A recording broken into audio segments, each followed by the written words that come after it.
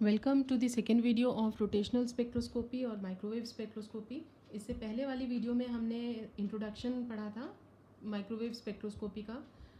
क्या होती है microwave spectroscopy, how does it interact with the molecules, then we learn about polar molecules, dipole moment क्या होता है, मोमेंट ऑफ इनर्शिया क्या होता है, and how can we classify molecules on the basis of moment of inertia on different axis. किस तरीके से हम सिमेट्रिकली मॉलिक्यूल्स को क्लासिफाई कर सकते हैं, ये सब कुछ हमने देखा था इससे पहले वाली वीडियो में। उसी वीडियो में हमने ये भी जाना था कि जो हमारा क्राइटेरिया है किसी भी मॉलिक्यूल के लिए माइक्रोवेव एक्टिव होने के लिए या रोटेशनली एक्टिव होने के लिए, वो है कि मॉलिक्यूल के अंदर परमानेंट डाइपोल मोमेंट होना ज़रूरी है। Even during the rotation the dipole moment should exist and that is the molecule should have permanent dipole moment. हमने क्राइटेरिया की भी बात कर ली एंड देन हमने सिलेक्शन रूल भी देखा था। सिलेक्शन रूल जो होता है किसी भी मॉलिक्यूल के लिए वो delta J is equal to +-1 होता है। ये हम इस वीडियो में देखेंगे कि सिलेक्शन रूल का मतलब हमारा क्या है। इस वीडियो में हम शुरू करते हैं। Will be starting with the moment of inertia of a rigid diatomic molecule और अ रिजिड रोटर। तो यहाँ पे शुरू करने से पहले हम बात कर लेते हैं कि ये रिजिड डायटोमिक मॉलिक्यूल या रिजिड रोटर्स होते क्या हैं। देखिए, रिजिड डायटोमिक मॉलिक्यूल किसी भी ऐसे मॉलिक्यूल को कहा जा सकता है जिसमें कि ड्यूरिंग द रोटेशन जो बॉन्ड लेंथ है, जैसे यहाँ पे हमने देखा कि हमारे पास एक मॉलिक्यूल है ए बी, यहाँ पे दो एटम्स है हमारे A and B atom, they are combining together to form the molecule. तो इस मॉलिक्यूल में जो हमारी ये डिस्टेंस है ए और बी के बीच का जो डिस्टेंस है, जिसे हम बॉन्ड लेंथ कह देते हैं, रोटेशन के टाइम पे ये बॉन्ड लेंथ चेंज नहीं होगी। रिजिड डायटोमिक मॉलिक्यूल्स में क्या होगा, ड्यूरिंग दी रोटेशन ये बॉन्ड लेंथ फिक्स्ड रहेगी, कांस्टेंट रहेगी, it will not change. Such type of molecules are known as rigid diatomic molecules. लेकिन अगर किसी मॉलिक्यूल के बारे में हम कहते हैं कि ड्यूरिंग द रोटेशन ये जो बॉन्ड डिस्टेंस है ये चेंज होता है, during the rotation bond distance change होता है, तो उन मॉलिक्यूल्स को कहा जाता है नॉन रिजिड रोटर या नॉन रिजिड डायटोमिक मॉलिक्यूल्स। यहाँ पे हम अब शुरू करते हैं। मोमेंट ऑफ इनर्शिया हम किस तरीके से कैलकुलेट कर सकते हैं, किस तरीके से हम इक्वेशन डिराइव करेंगे किसी भी रिजिड डायटोमिक मॉलिक्यूल के लिए अगर मोमेंट ऑफ इनर्शिया हम निकालना चाहते हैं। तो देखिए, यहाँ पे हमने एक मॉलिक्यूल लिया हुआ है, ए बी मॉलिक्यूल है हमारा, जो कि एटम ए और एटम बी की कॉम्बिनेशन से बना है। ये इसका बॉन्ड लेंथ हो गया, ये जो बीच में आप देख रहे हैं this is the bond distance, और इसको हमने R0 से स्पेसिफाई किया है। ये डिस्टेंस जो है दिस इज R0। अब अगर हम कहते हैं कि ए और बी इक्वल मासेस के हैं, यानी कि ए का मास m1 है, बी का मास m2 है, and we say that m1 is equal to m2, तो क्या होगा, इनका जो सेंटर ऑफ ग्रेविटी लाई करेगा वो कहीं ना कहीं बिल्कुल एग्जैक्टली मिड वे पे लाई करेगा। यहाँ पे हम कह सकते हैं ये पॉइंट है, और इस पॉइंट के अराउंड हम इस मॉलिक्यूल को रोटेट करा सकते हैं। ये पॉइंट यहाँ पे ये फिक्स हो जाएगा और ये मॉलिक्यूल इस तरीके से हमारा रोटेशन कर सकता है। And as I told you, during the rotation इसका ये जो डिस्टेंस है ये चेंज नहीं होगा, इसीलिए हम इसको रिजिड रोटर कह रहे हैं। हमने माना m1 m2 के बराबर है, तो ये जो सेंटर ऑफ ग्रेविटी है इससे डिस्टेंस a का हो जाएगा r1 और b का डिस्टेंस यहाँ से हो जाएगा r2, एंड टोटल डिस्टेंस जो है वो हमने एज्यूम कर लिया r0। So we can say m1 will be equal to m2, at the same time r1 will be equal to r2, और हम कह सकते हैं m1 r1 is equal to m2 r2 होगा, और r0 जो है वो क्या होगा, r0 will be the sum of r1 plus r2। Now for any atom we know that the equation for moment of inertia is I is equal to mr², जहाँ पे कि m मतलब है mass of the atom, r होता है उसका radius, nucleus से atom का रेडियस। तो I is equal to mr² जो है, I is the moment of inertia. ये हम बात कर रहे हैं एक एटम की। If we are talking about a molecule, यहाँ पे हमारे पास दो एटम्स हैं, तो इसका मोमेंट ऑफ इनर्शिया क्या हो जाएगा, it will be I is equal to m1 r1² plus m2 r2²। इस मॉलिक्यूल के लिए हमारा मोमेंट ऑफ इनर्शिया हो जाएगा I is equal to m1 r1² plus m2 r2²। अब इस इक्वेशन को हम इस तरीके से भी लिख सकते हैं, m1 r1 r1, r² को हमने r1 r1 लिख दिया दो बार, इसी तरीके से r2² को हम लिख सकते हैं m2 r2 multiplied by then again r2। ये इक्वेशन हम लिख सकते हैं, राइट। नाउ अब हमें पता है कि m1 r1 जो है वो m2 r2 के बराबर है, तो m1 r1 को हमने लिख लिया यहाँ पे m2 r2 r1, और यहाँ m2 r2 की जगह लिख लिया हमने m1 r1, तो आई will gate m1 r1 r2। यहाँ पे देखिए, now if I take r2 r1 common, R2 और R1 हम यहाँ पे कॉमन ले लेते हैं, तो ये हो गया R1 R2 हमने कॉमन ले लिया, ब्रैकेट के अंदर बच गया हमारा M2 plus M1, I is equal to R1 R2 M2 plus M1। ये हमने सपोज कर लिया हमारी इक्वेशन नंबर 1 है। अब देखिए हमने यहाँ पे देखा था कि M1 R1 जो है M2 R2 के बराबर है, क्योंकि M1 R1 M2 R2 के बराबर है और R2 को हम क्या रख सकते हैं, R2 को यहाँ से देखिए, R2 को हम कह सकते हैं this will be R0 minus R1, R2 will be equal to R0 minus R1। तो ये हम सब्सटीट्यूट कर लेते हैं अपना, यहाँ पे ये आ जाएगा हमारा M1 R1 is equal to M2 और ये हमने रख दिया R0 माइनस R1। क्यों रखा ये हमने, क्योंकि R0 जो है वो R1 और R2 के सम के बराबर है। तो यहाँ पे ये हमने सब्सटीट्यूट कर लिया। नाउ ओपनिंग दी ब्रैकेट, हमारी इक्वेशन हो जाएगी M1 R1 is equal to M2 R0 minus M2 R1। This is the equation I will get. If I move this M2 R1 on the next hand, then I'll get M1 R1 plus M2 R1 is equal to M2 R0. This is what I'll get, right? अब यहाँ से हम R1 common ले सकते हैं, तो मेरी equation बन जाएगी M2 R0 is equal to R1 हमने कॉमन ले लिया M1 plus M2. This is what I'll get, and I can say R1 will be equal to R1 हम M1 M2 को इधर ले जाएंगे, तो R1 will be equal to M2 R0 upon M1 plus M2. This is what I'll get. Let us say this is our equation number 2. जैसे हमने यहाँ पे R1 को निकाला है, इसी तरीके से हम R2 कर सकते हैं। यहाँ पे हमने R2 को रखा था R0 माइनस R1, इसी तरीके से अगर हम R1 को रख देते हैं R0 माइनस R2, R1 को भी हम रख सकते हैं R0 माइनस R2। तो इसी तरीके से अगर हम करके देखेंगे तो R2 की वैल्यू हमारी क्या आ जाएगी, R2 की वैल्यू आएगी M1 R0 upon M1 plus M2। This is what I get. This was the equation number 2। इसको हम मान लेते हैं ये हमारी इक्वेशन नंबर 3 है।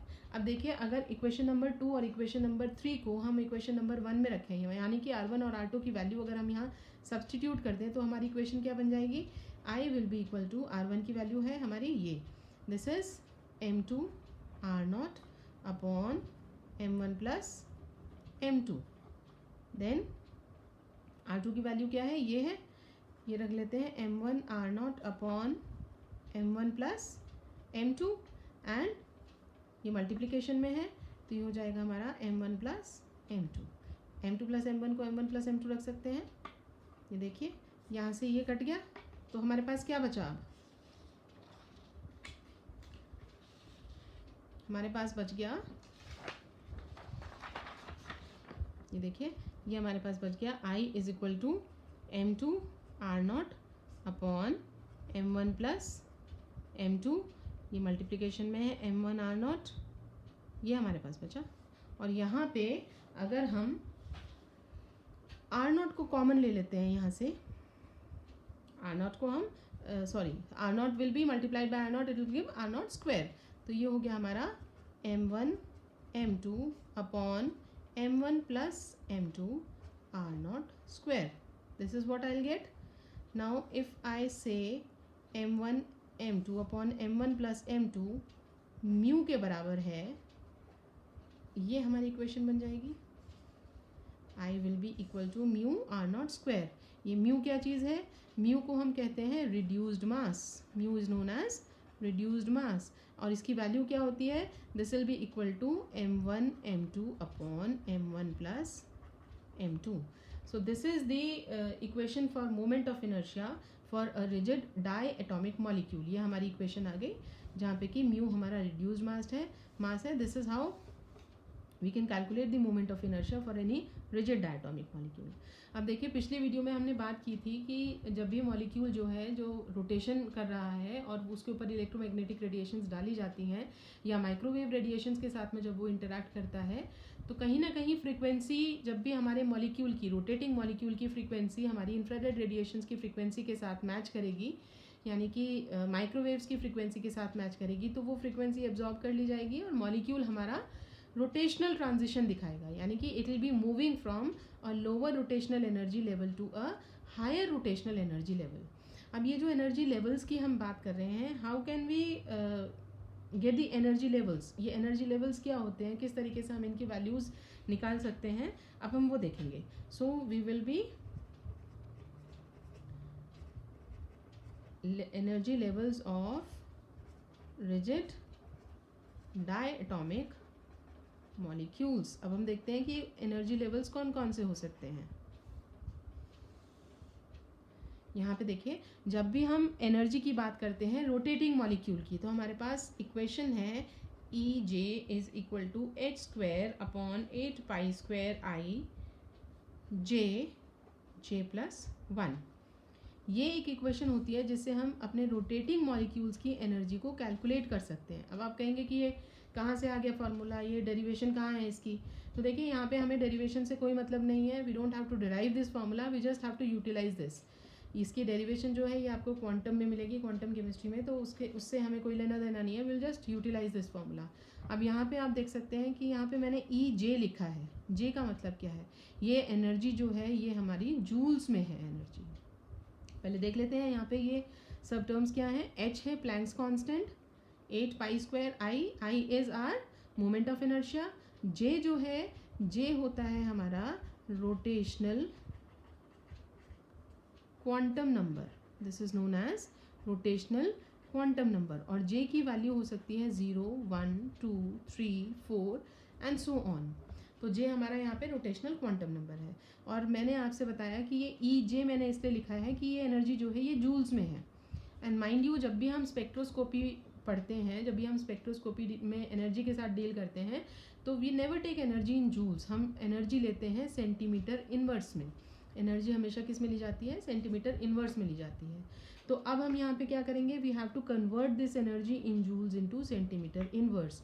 और वो बहुत ही सिंपल है, जो भी एनर्जी आपकी जूल्स में है, अगर आप उसको डिवाइड कर देते हैं एच सी से, तो हमारी जूल्स में जो एनर्जी है वो सेंटीमीटर इनवर्स में कन्वर्ट हो जाती है। तो यहाँ पे हम एच सी से इसको डिवाइड करेंगे, so we will get E J when divided by H C. तो यहाँ पे भी हम क्या करेंगे, H square upon 8 pi square I, दोनों तरफ डिवाइड करेंगे, 1 upon H C J plus 1। ये इक्वेशन हो गई हमारी, एच के साथ में ये एच कट गया, राइट। और ये जो पूरी टर्म है ई जे अपॉन एच सी, इसको हम लिख सकते हैं, हम एप्साइलन से इसको डिनोट कर लेते हैं, ये दिखाने के लिए कि हमारी जो ये एनर्जी है ये सेंटीमीटर इनवर्स में हो गई। This is energy in joules and this is energy in centimetre inverse. तो ये हमारी इक्वेशन बन गई H upon 8 pi square I C J plus 1। ये इक्वेशन हमारी आ गई। यहाँ पे ये जो पूरी टर्म है H upon 8 pi square I सी, इसको हम बी से सब्सटीट्यूट कर देते हैं। तो देखिए हमारी इक्वेशन क्या आ जाएगी, epsilon will be B of J plus 1। ये हमारी इक्वेशन बन गई। और यहाँ पे हमारी जो ये है एनर्जी, ये किस में है, सेंटीमीटर इनवर्स में है। बी क्या होता है, बी इसकी जगह हमने रखा है, तो बी की वैल्यू हो गई H upon 8 pi square I C and this is known as Boltzmann constant. This is known as Boltzmann constant. तो ये देखिए, ये एनर्जी लेवल्स जो है उससे हमें वैल्यू मिल सकती है कि एनर्जी लेवल्स क्या क्या हो सकते हैं। अब यहाँ पे आप देखिए बी तो क्या है, बी तो एक कांस्टेंट है, बोल्ट्जमैन कांस्टेंट। इसमें देखिए H is constant, pi is constant, C हमारा वेलोसिटी ऑफ लाइट है that is constant, and I हमारे जिस भी मॉलिक्यूल का हम ले रहे हैं मोमेंट ऑफ इनर्शिया वो भी फिक्स्ड होगा, तो nothing is going to be changed. B क्या हो गया हमारा, कांस्टेंट हो गया। वैल्यू किसकी चेंज होगी, जे की वैल्यू चेंज हो सकती है। हमने कहा था जे की वैल्यू 0, 1, 2, 3, 4 कुछ भी हो सकती है। तो अब हम देखेंगे कि जे की वैल्यू अगर हम चेंज करते हैं तो कॉरेस्पॉन्डिंग एनर्जी की वैल्यू क्या आएगी। So let's go for it. हमारी इक्वेशन क्या है, हमारी इक्वेशन है epsilon is equal to B J plus 1। This is the equation we are having for the energy and this is energy is in centimetre inverse. अब हम देखते हैं कि अब अपने जे की वैल्यू चेंज करके देखते हैं कि क्या होता है। देखिए, अगर इस इक्वेशन में हमने जे की वैल्यू 0 रख दी, जे की वैल्यू यहाँ 0 हो गई, यहाँ 0 हो गई, तो एवरीथिंग वुड बी 0, यानी कि एप्सिलॉन की वैल्यू हमारी क्या आएगी, 0। Energy would be 0। जे को 1 रख के देखते हैं, यहाँ जे की वैल्यू 1 हो जाएगी, जे की वैल्यू 1 हो जाएगी, 1 + 1 = 2 एंड 2 × 1 = 2, तो एप्सिलॉन हो गया हमारा 2b। जे को हमने रखा 2, तो this is 2 + 1 3, 3 2 = 6, this will be 6b। Similarly J अगर हम 3 रखते हैं तो 3 + 1 4, 4 3 = 12, दिस विल बी 12b। और एक बार 4 और रख के देख लेते हैं, तो ये हमारी एप्सिलॉन हो जाएगी 4 + 1 5, 5 4 = 20, this will be 20b। So this is how if we alter the value of J, अगर हम जे की वैल्यू चेंज करते जाते हैं तो कॉरस्पॉन्डिंग जो एनर्जी की वैल्यूज़ हैं वो हमारे लिए ये आएंगी। इसके लिए हम एक प्लॉट करके देख लेते हैं graph. This is how we can show the energy levels. यहाँ पे जे की वैल्यू 0 है, यहाँ 1 है, यहाँ 2 है, यहाँ 3 है, और यहाँ हमारे जे की वैल्यू 4 है। कॉरस्पॉन्डिंग एनर्जीज़ की वैल्यू यहाँ 0 है, this will B 0, this is 2b, this will B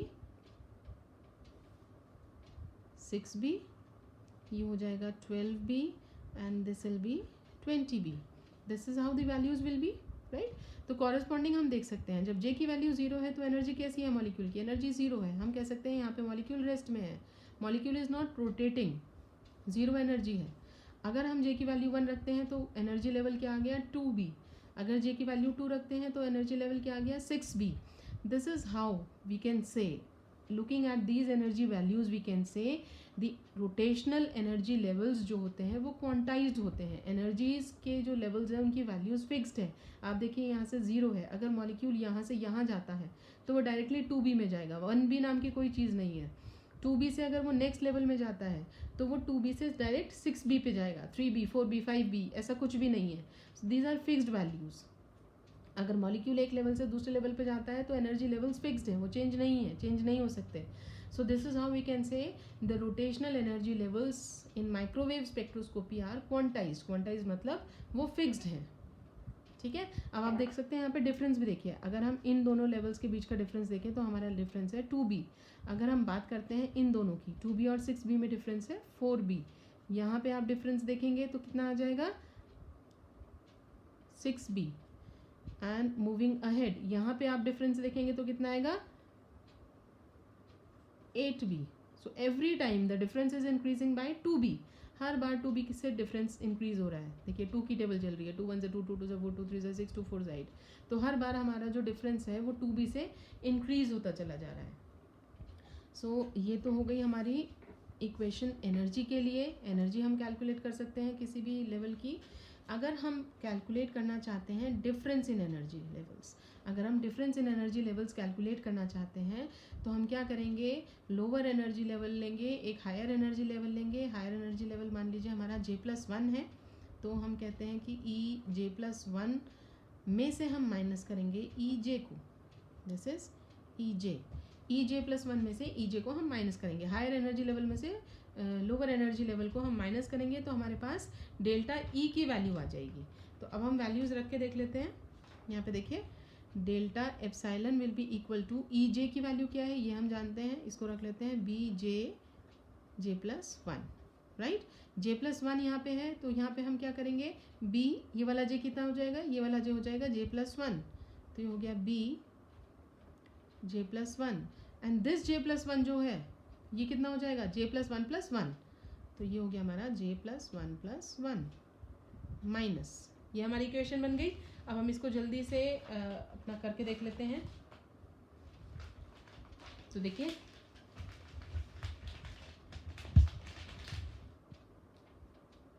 इसको जल्दी से हम कर लेते हैं, कैलकुलेट कर लेते हैं। यहाँ पे आप देख सकते हैं ये B हम कॉमन ले लें, अगर B हमने यहाँ पे कॉमन ले लिया तो हमारे पास अंदर बचेगा ये B कॉमन लेके J+1 J+2 कर लेते हैं इसको, दिस इज -3 क्या हो जाएगा,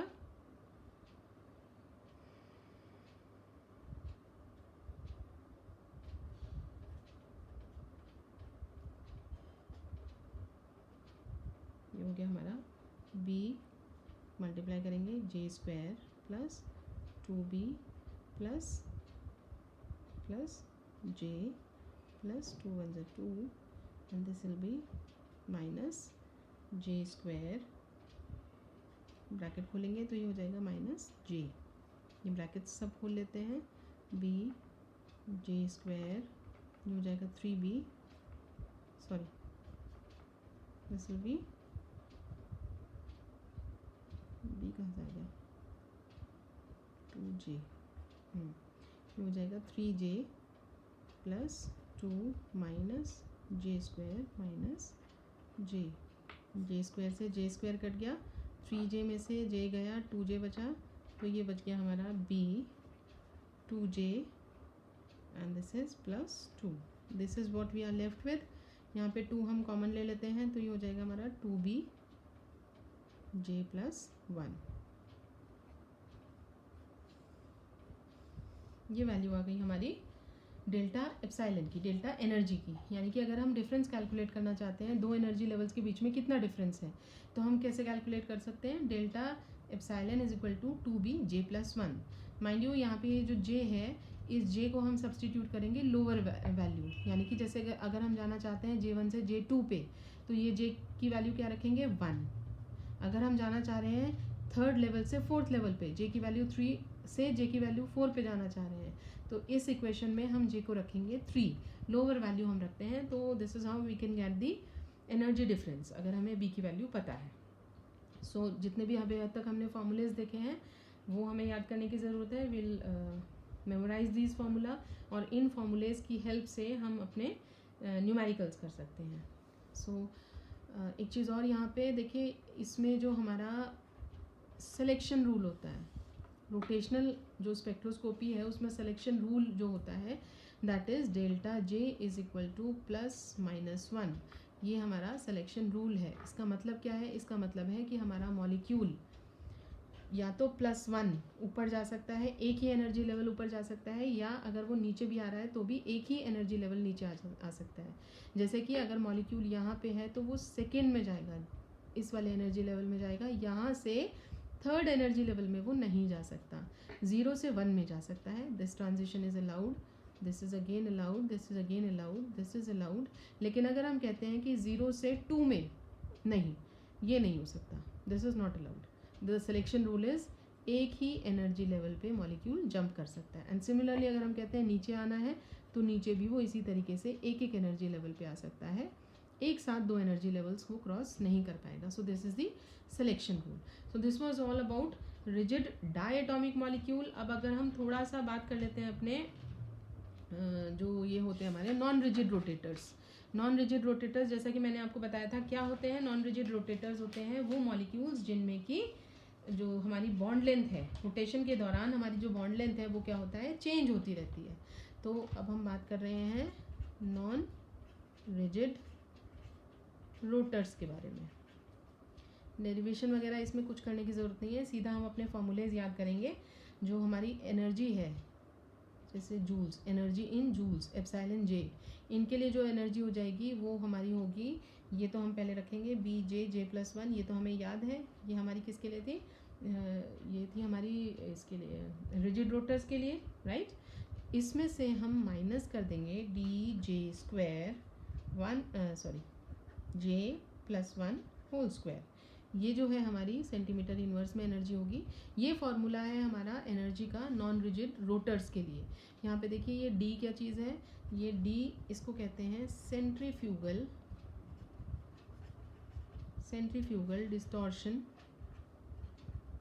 कांस्टेंट, सेंट्रीफ्यूगल डिस्टॉर्शन कांस्टेंट, ये सेंट्रीफ्यूगल डिस्टॉर्शन कांस्टेंट कहलाता है। और इससे हमें ये पता चलता है, इसकी वैल्यू से हमें ये पता चलता है कि ड्यूरिंग द रोटेशन हमारे मॉलिक्यूल के अंदर कितना डिस्टॉर्शन हुआ है। डिस्टॉर्शन मतलब उसकी बॉन्ड लेंथ में कितना चेंज आया है, that is denoted by D. बाकी जे आपको पता ही है क्या होता है, this is the rotational quantum number. B भी हमारा कांस्टेंट है जिसकी वैल्यू हमने देखी थी पहले क्या होती है, ये हमारी एनर्जी सेंटीमीटर इन्वर्स में है। अगर आपको ये एनर्जी जूल्स में देनी है, जूल्स में आप को निकालनी है ये एनर्जी, तो आप क्या करेंगे, आपने पहले देखा था कि जूल्स से जब हम सेंटीमीटर इन्वर्स में कन्वर्ट करते हैं तो हम डिवाइड कर रहे थे HC से। तो सिंपल, अगर हमें सेंटीमीटर इन्वर्स से जूल्स में लाना है तो क्या करेंगे, मल्टीप्लाई करेंगे अब हम एनर्जी को HC से। तो this will be, if I want to give energy in joules तो क्या होगा, बी जे प्लस 1 इसको मल्टीप्लाई कर देते हैं HC से, minus dj² j+1 whole square and this will also भी मल्टीप्लाइड बाय HC। तो ये हमारी इक्वेशन हो जाएगी अगर हम एनर्जी को जूल्स में दिखाना चाहते हैं। This is the energy in joules, right. अब देख लेते हैं कि डेल्टा E जो हमने कैलकुलेट किया था डिफरेंस इन एनर्जी लेवल्स, उसकी वैल्यू क्या होगी। दैट विल बी, वहाँ पे था हमारा 2b j+1, ये हमारा वहाँ पे था। इसमें साथ में हम माइनस कर देंगे 4d j+1 whole cube. We simply have to memorize these formulae, हमें ये फॉर्मूले सिर्फ याद करने हैं। एंड अगर बात करें सिलेक्शन रूल की तो दैट इज़ सेम, दोनों के लिए सिलेक्शन रूल हमारा सेम है, रिजिड रोटर्स के लिए भी और नॉन रिजिड रोटर्स के लिए भी। So this is the formula. सभी फॉर्मूला अगर हमें याद हैं तो we can easily go for the numericals.